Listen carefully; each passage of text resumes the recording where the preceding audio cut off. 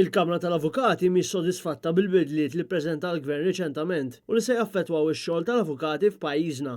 Dan intqal fi stqarrija fejn il-Kamra qed tgħid li l-bidliet saru biss biex il-Gvern iwieġeb għal rapport ibes tal-Manival. Fl-istqarrija, il-Kamra tal-Avukati tgħid li l-abbozz ta' liġi ppreżentat fil-Parlament huwa eżerċizzju ta' window dressing biss, sempliċement biex iqarra u jagħti impressjoni falsa.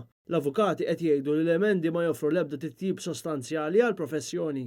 Il-Kamra tal-Avukati qalet li diġà esprimiet nuqqas taqbil mal-Ministru tal-Ġustizzja dwar l-emendi ppreżentati fl-4 ta' Diċembru u insistiet li assolutament mhix sodisfatta b'dan it-tibdil. Fl-istqarrija dawn il-bidliet li tresqu fil-Parlament qed jiġu deskritti bħala mossa mhux ġenwina u ntiżi biss biex il-Gvern jipprova jgħaddi mit-test tal-Manival. U għalhekk il-Kamra tal-Avukati talbet biex b'mod immedjat issir diskussjoni vera dwar dak li hemm bżonn biex tissaħħaħ il-professjoni.